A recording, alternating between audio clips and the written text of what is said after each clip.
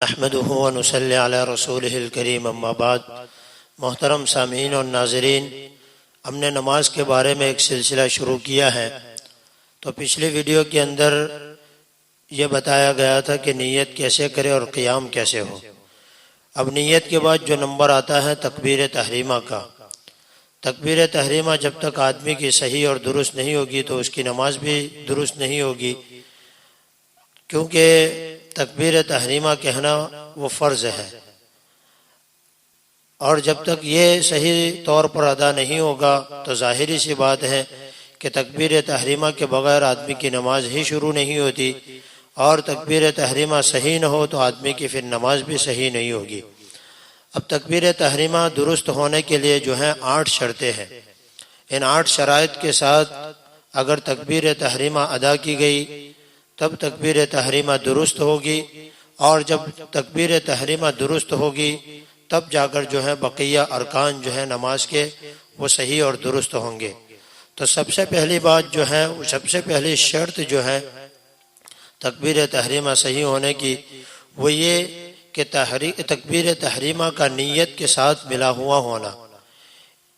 مثال کے طور پر آدمی نے جیسے نیت کی تو فوراً تکبیر تحریمہ کہتے ہوئے وہ رکعت باندھ دے۔ اگر کوئی آدمی نیت کر لے کہ میں فلاں نماز ادا کر رہا ہوں، نیت کرنے کے بعد کسی کے ساتھ بات چیت کے اندر مشغول ہو گیا، یا کھانا پینا وغیرہ کے اندر مشغول ہو گیا، یا اور کوئی ایسی چیز جو منافی صلاۃ ہو اور نماز کے اندر حائل اور فاصل بن جائے، تو اگر ایسی کوئی چیز بیچ کے اندر ادا کر دی اور اس کے بعد تکبیر تحریمہ کہی تو اس کی تکبیر تحریمہ درست نہیں ہوگی، اور تکبیر تحریمہ درست نہ ہونے کی وجہ سے اس کی نماز بھی درست نہیں ہوگی۔ تو سب سے پہلی شرط جو ہے وہ یہ کہ تکبیر تحریمہ اور نیت کا ساتھ میں ہونا ضروری ہے، یہ شرط ہے۔ اگر نیت اور تکبیر تحریمہ کے درمیان کچھ بھی فاصلہ ہو گیا تو تکبیر تحریمہ اس کی درست نہیں ہوگی۔ دوسری شرط جو ہے کہ جن نمازوں کے اندر کھڑا ہونا فرض ہے ان نمازوں کے اندر تکبیر تحریمہ بھی کھڑے ہو کر کہنا فرض ہے۔ بیٹھ کر یا رکوع کی حالت کے اندر یا رکوع کے اندر جھکنے کی حالت کے اندر جو ہے اگر تکبیر تحریمہ کہے گا تو وہ تکبیر تحریمہ درست نہیں ہوگی، اور تکبیر تحریمہ اگر درست نہیں ہوگی تو پھر اس کی نماز بھی درست نہیں ہوگی۔ یہاں پر ایک اور مسئلہ میں بیان کر دوں کہ بہت سے لوگ کیا کرتے ہیں کہ امام صاحب جب رکوع میں ہوتے ہیں تو وضو وغیرہ سے فارغ ہو کر دیکھتے ہیں کہ امام صاحب رکوع میں ہیں، تو رکعت حاصل کرنے کے چکر میں وہ دوڑتے ہیں، دوڑ کر رکعت حاصل کرنے کی کوشش کرتے ہیں، اور اس کے اندر اکثر و بیشتر لوگوں کو دیکھا گیا کہ فوراً وہ آتے ہیں اور رکعت باندھ کر رکوع کے اندر شامل ہونے کی کوشش کرتے ہیں، اور بہت سو کو یہی دیکھا گیا کہ جھکتے ہوئے حالت میں، یعنی رکوع کے اندر جھکنے کی حالت میں ہی تکبیر تحریمہ کہتے ہیں، حالانکہ تکبیر تحریمہ کھڑے ہو کر کہنا فرض ہے، اور قیام کی حالت میں اس کا کہنا فرض ہے۔ اگر رکوع کی حالت میں یا رکوع کے اندر جھکنے کی حالت میں اگر تکبیر تحریمہ کہی گئی تو ایک تکبیر تحریمہ درست نہیں ہوگی، اور تکبیر تحریمہ درست نہ ہونے کی صورت میں پھر اس کی نماز بھی درست نہیں ہوگی۔ تو خاص طور پر اس بات کا خیال رکھا جائے کہ تکبیر تحریمہ جو ہے وہ کھڑے ہو کر کہنا ہی فرض ہے۔ رکوع یا رکوع کے اندر جھکنے کی حالت میں اگر کہی گئی تو یہ تکبیر تحریمہ اس کی درست نہیں ہوگی، اور اس کی وجہ سے پھر اس کی نماز بھی درست نہیں ہوگی۔ تیسری شرط جو ہے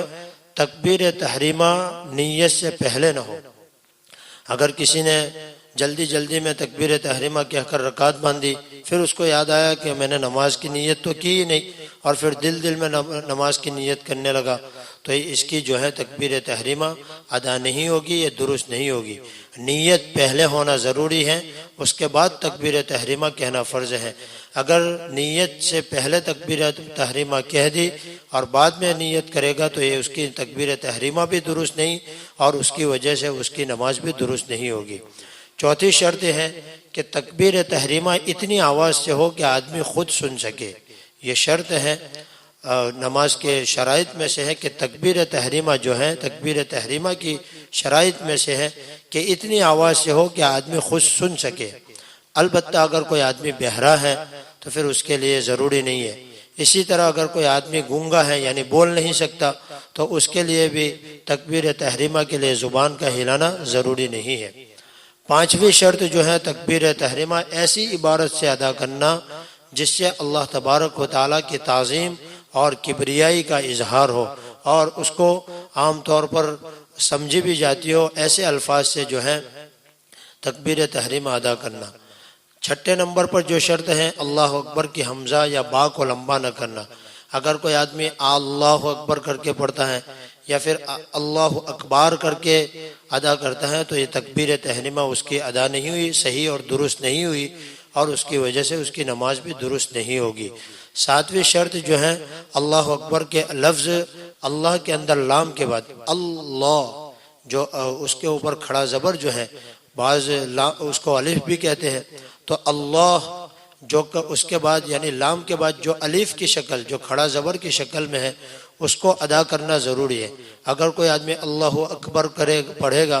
تکبیر تحریمہ ان الفاظ سے اللہ اکبر کے الفاظ سے ادا کرے گا تو اس کی بھی تکبیر تحریمہ درست نہیں ہوگی اور اس کی وجہ سے نماز بھی اس کی درست نہیں ہوگی۔ آٹھویں نمبر پر جو ہے وہ تکبیر تحریمہ کی جو شرائط کے اندر آٹھویں شرط ہے بسم اللہ وغیرہ سے تکبیر تحریمہ آدمی ادا نہیں کر سکتا۔ اگر کوئی آدمی اللہ اکبر کی جگہ پر بسم اللہ الرحمن الرحیم کہہ کر نماز شروع کرتا ہے تو اس کی بھی نماز پھر درست نہیں ہوگی۔ بسم اللہ الرحمن الرحیم وغیرہ کہے گا تو اس کی تکبیر تحریمہ صحیح نہیں ہوگی، اور تکبیر تحریمہ چونکہ نماز کو شروع کرنے کے لیے